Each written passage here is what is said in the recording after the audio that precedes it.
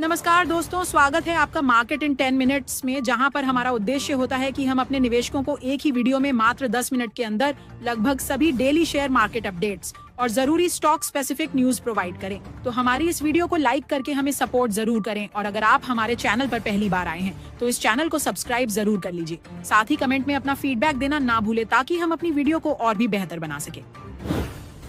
Share बाजार ने आज शानदार रिकवरी दिखाई। निफ्टी दिन के निचले स्तर से उभरकर 24,700 के ऊपर बंद हुआ और बैंक निफ्टी ने भी बेहतर प्रदर्शन किया। हालांकि आईटी सेक्टर पर इन्फोसिस की कमजोरी का असर साफ दिखा।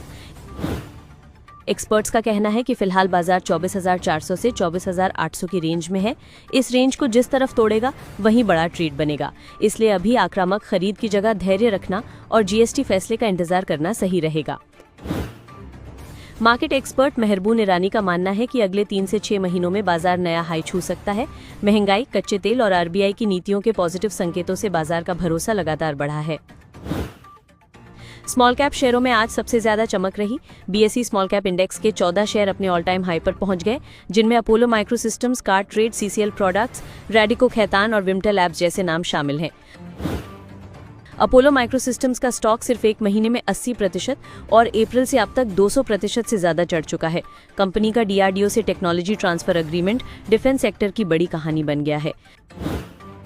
टीडी पावर सिस्टम्स में भी आज 9% की तेजी दिखी। कंपनी को बड़े टरबाइन और मशीनों के नए ऑर्डर मिले हैं और मैनेजमेंट इस साल 10 से 12% ग्रोथ की उम्मीद कर रहा है, यानी स्टॉक में आगे भी दम रह सकता है।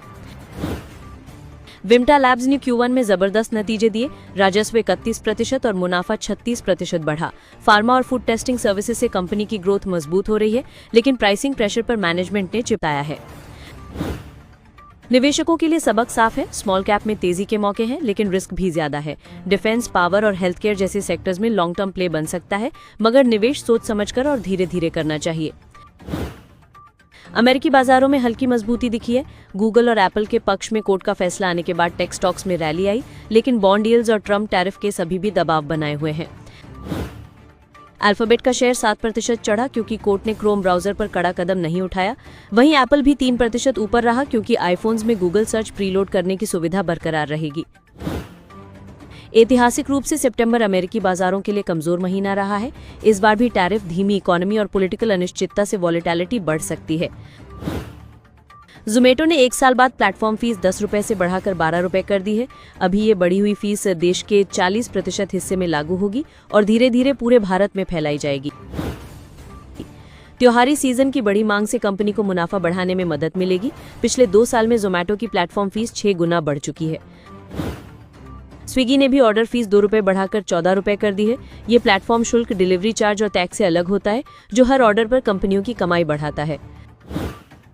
ज़ीरोधा ने मार्जिन ट्रेडिंग फैसिलिटी में सिर्फ 8 महीने में 5% मार्केट शेयर हासिल कर लिया है। दिसंबर 2024 में शुरू की गई सर्विस ने तेजी से ग्रोथ पकड़ी है। नेटवेब टेक्नोलॉजीज को भारत के सॉवरेन एआई इंफ्रास्ट्रक्चर के लिए 1,734 करोड़ रुपए का बड़ा ऑर्डर मिला है। ये प्रोजेक्ट एनवीडिया के ब्लैकवेल प्लेटफॉर्म पर चलेगा और इंडिया एआई मिशन को मजबूत करेगा। ओला इलेक्ट्रिक का स्टॉक 18 अगस्त से अब तक 64% उछल चुका है और सिर्फ पिछले 6 सत्रों में ही 42% की तेजी दिखा चुका है। कंपनी को PLI सर्टिफिकेशन मिलने के बाद मार्जिन सुधरने और मुनाफा बढ़ने की उम्मीद बढ़ी है। मार्केट के मूड बदलने की बड़ी वजह 2 रही। पहली, भारत का सर्विस PMI डेटा 62.9 पर आया, जो पिछले 15 साल का सबसे ऊंचा स्तर है। दूसरी, निवेशकों की नज़र कल होने वाली GST काउंसिल मीटिंग पर है, जिसमें कुछ बड़े टैक्स सुधारों की उम्मीद लगाई जा रही है। ये PMI डेटा भारत सरकार ने नहीं बल्कि S&P ग्लोबल जैसे इंटरनेशनल एजेंसी ने जारी किया है, इसलिए इसे मैनिपुलेटेड कहना गलत होगा। तुलना करें तो भारत का सर्विस डेटा US, UK, चीन और जापान जैसे देशों से कहीं आगे है। ग्लोबल अपडेट्स में सबसे बड़ा शोर US से आया, जहां डोनाल्ड ट्रंप ने बस इतना ऐलान किया कि स्पेस कमांड सेंटर की लोकेशन बदलकर अलाबामा कर दी जाएगी, जिससे बाजार में जो डर था वो काफी हद तक खत्म हो गया। US बॉन्ड यील्ड्स बढ़कर करीब 4.3% तक पहुंच गए हैं, जबकि उम्मीद थी कि फेड की संभावित रेट कट से ये नीचे जाएंगे। वजह है ट्रेड टैरिफ पर कोर्ट का बड़ा फैसला, जिससे मार्केट में कंफ्यूजन बना हुआ है। अगर US सुप्रीम कोर्ट ने भी टैरिफ को गैरकानूनी ठहरा दिया तो वहां की सरकार को अरबों डॉलर वापस करने पड़ सकते हैं और कर्ज का बोझ और बढ़ जाएगा। ऐसे में बॉन्ड यील्ड्स और ऊपर जा सकते हैं और स्टॉक मार्केट गिर सकता है। इंडिया में जीएसटी काउंसिल की मीटिंग चल रही है और टैक्स स्लैब कम होने की उम्मीद है। इससे शॉर्ट टर्म में सरकार को करीब 1 से 1.3 लाख करोड़ का नुकसान हो सकता है, लेकिन लंबे समय में कंजम्पशन बढ़ने से फायदा मिलेगा। जीएसटी कट की अटकलों से अभी लोग कार और टू व्हीलर जैसी खरीदारी रोक कर बैठे हैं। इससे अगले 1-2 महीने बिजनेस और कंपनियों के रिजल्ट्स पर नेगेटिव असर पड़ सकता है, लेकिन बाद में कंजम्पशन बूस्ट मिलेगा। Q1 फाइनेंशियल ईयर 26 के रिजल्ट्स में लार्ज कैप कंपनियों का प्रॉफिट करीब 10% बढ़ा, मिड कैप का 24% तक उछला, जबकि स्मॉल कैप का परफॉर्मेंस -9% से -1% तक नेगेटिव रहा। निफ्टी 50 ने लगभग 8% ग्रोथ दिखाई। स्मॉल कैप्स परफॉर्मेंस नेगेटिव है, लेकिन इनमें से 91 कंपनियों ने 25% से ज्यादा प्रॉफिट ग्रोथ दी है, यानी सही कंपनियों को चुनने पर यहाँ भी अच्छे मौके हैं। इंडिया की क्रेडिट रेटिंग अपग्रेड हुई है, जिससे एसबीआई जैसी कंपनियों को विदेश से सस्ता लोन मिल रहा है। इससे कॉस्ट ऑफ फंड घटेगा और कॉर्पोरेट सेक्टर को बड़ा फायदा मिलेगा। जेन स्ट्रीट ने सेबी के आदेश के खिलाफ सिक्योरिटीज एपेलेट ट्राइब्यूनल में केस दायर किया है। सेबी ने कंपनी पर आरोप लगाया था कि उसने बैंक निफ्टी और निफ्टी इंडेक्स में हेरफेर करके छोटे निवेशकों को नुकसान पहुंचाया। सेबी ने जुलाई 2025 में जेन स्ट्रीट को अस्थायी रूप से बाजार से प्रतिबंधित कर दिया था और 48.4 बिलियन रुपए यानी करीब $567 मिलियन जब्त करने का आदेश दिया था। सेबी का कहना है कि कंपनी ने पंप एंड डंप रणनीति अपनाई, जबकि कंपनी इसे सामान्य इंडेक्स आर्बिट्राज बता रही है। जेन स्ट्रीट का कहना है कि सेबी के आरोप बेहद भड़काऊ है और अब वो कानूनी लड़ाई लड़ेगी। कंपनी ने सैट से मांग की है कि सेबी के डॉक्यूमेंट्स और डेटा साझा किए जाएं। ये केस भारत के डेरिवेटिव्स मार्केट और विदेशी निवेशकों की धारणा पर बड़ा असर डाल सकता है। एप्टस वैल्यू हाउसिंग में बड़ी हलचल की तैयारी है। प्राइवेट इक्विटी निवेशक वेस्ट ब्रिज अपनी पूरी 16.65% हिस्सेदारी ब्लॉक डील के जरिए बेचने जा रहा है। इस डील का साइज करीब 2600 करोड़ रुपए का है और फ्लोर प्राइस 316 रुपए प्रति शेयर तय किया गया है। इस डील से शॉर्ट टर्म में शेयर पर दबाव दिख सकता है, क्योंकि मार्केट में सप्लाई बढ़ जाएगी। हालांकि अगर बड़े संस्थागत निवेशक एंट्री लेते हैं तो मिड टर्म में स्टॉक को स्थिरता मिल सकती है। एप्टस का बिजनेस मॉडल छोटे शहरों और ग्रामीण इलाकों में हाउसिंग लोन पर फोकस करता है। यहाँ ग्रोथ की गुंजाइश अभी भी काफ़ी है और सरकार की हाउसिंग स्कीमें कंपनी को सपोर्ट देती हैं। वरुण बेवरेजेस ने ऐलान किया है कि वो जेगर रिन्यूएबल्स 2 प्राइवेट लिमिटेड में अधिकतम 26% हिस्सेदारी खरीदेगी। ये निवेश राजस्थान में सोलर पावर सप्लाई के लिए किया जाएगा। CLN एनर्जी को हांगकांग की एक बहुराष्ट्रीय कंपनी से $18 लाख यानी करीब 15.91 करोड़ रुपए का इंटरनेशनल सप्लाई ऑर्डर मिला है। वेदांता का उड़ीसा प्रोजेक्ट जनजातीय अधिकारों के उल्लंघन के आरोपों में फंस गया है और राज्य सरकार ने इसे रोक दिया है। भेल को MB पावर से 2600 करोड़ रुपए का ऑर्डर मिला है। इसके तहत मध्य प्रदेश में 800 मेगावाट पावर प्रोजेक्ट के लिए बॉयलर और टर्बाइन जेनरेटर की सप्लाई होगी। शारिका इंटरप्राइजेस को JSW स्टील से एक रिपीट ऑर्डर मिला है।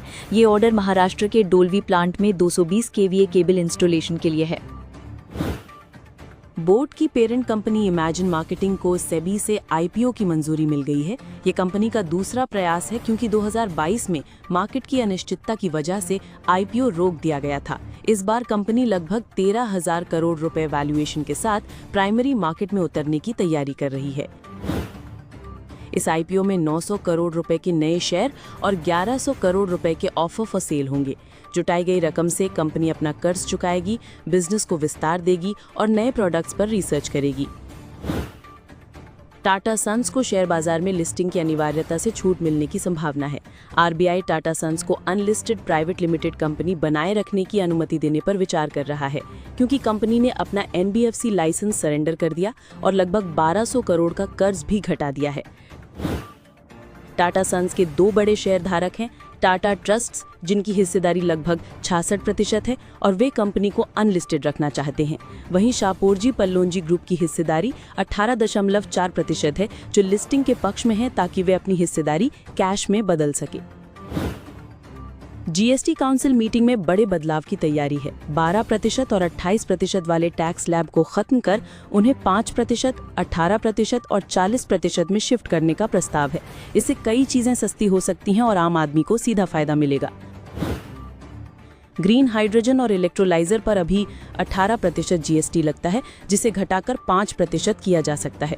इसी तरह बैटरी स्टोरेज पर भी टैक्स कम हो सकता है। लिथियम आयन बैटरी पर अभी 18% और लेड एसिड बैटरी पर 28% GST है। कृषि से जुड़े प्रोडक्ट्स को भी 12 और 18% से घटाकर 5% स्लैब में लाने का प्रस्ताव है। इसके अलावा हेल्थ और लाइफ इंश्योरेंस जैसी जरूरी सर्विसेज पर भी टैक्स घटाकर 0 या 5% किया जा सकता है। इस बैठक में सिर्फ जीएसटी रेट कट ही नहीं बल्कि रिटर्न फाइलिंग, रिफंड और कंप्लायंस जैसी प्रोसेस को आसान बनाने के फैसले भी हो सकते हैं। इसे सरकार अगली पीढ़ी के टैक्स रिफॉर्म की शुरुआत मान रही है।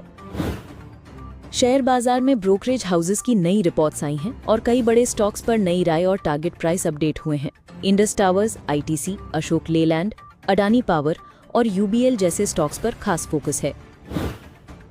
इंडस टावर्स पर सीएलएसए ने आउट परफॉर्म रेटिंग दी है, लेकिन टारगेट घटाकर 520 कर दिया। सीएलएसए का कहना है कि अफ्रीका में कंपनी का एक्सपेंशन बहुत छोटा है और डिविडेंड की देरी बिल्कुल सही नहीं है।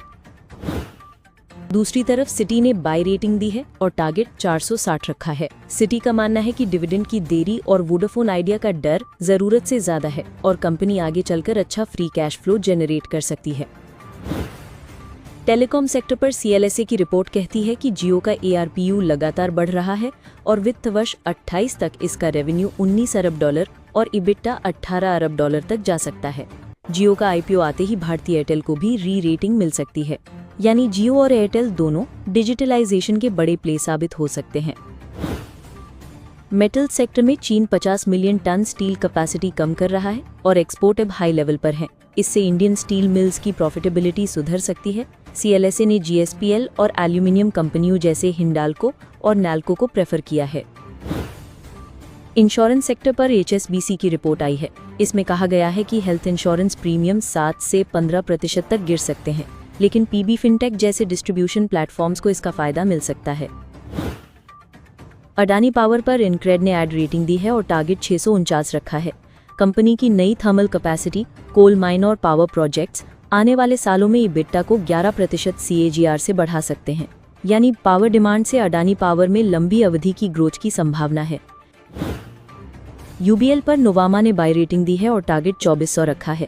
आंध्र प्रदेश में नई क्षमता जुड़ी है और लोकल प्रोडक्शन से मार्जिन सुधर सकते हैं। स्टॉक 22% गिरा हुआ है, इसलिए वैल्यूएशन फिलहाल काफी आकर्षक लग रहा है। अशोक लेलैंड पर सिटी, नोमुरा और मॉर्गन स्टैनली तीनों ने बाय कॉल दी है और टारगेट 140 से 144 तक रखा है। कंपनी बैटरी मैन्युफैक्चरिंग में 5000 करोड़ रुपए तक निवेश करेगी ताकि ईवी पोर्टफोलियो को मजबूती दी जा सके। ये ईवी ट्रांजिशन का बड़ा प्ले है। M&M फाइनेंस पर सिटी ने बाय रेटिंग दी है और टारगेट 292 रखा है। कंपनी अपने कंट्रोल्स और कलेक्शन मैनेजमेंट को मजबूत कर रही है और नॉन व्हीकल फाइनेंस सेगमेंट को वित्त वर्ष 30 तक 25% AUM तक ले जाने का प्लान। विक्रम इंजीनियरिंग आईपीओ की लिस्टिंग प्रीमियम पर हुई। बीएसई पर 99 रुपये 70 पैसे और एनएसई पर 99 रुपये पर खुला, जबकि इशू प्राइस 97 रुपये था। कंपनी का आईपीओ 24 गुना सब्सक्राइब हुआ और इससे जुटाए गए पैसों का इस्तेमाल केपेक्स और कॉर्पोरेट जरूरतों के लिए होगा।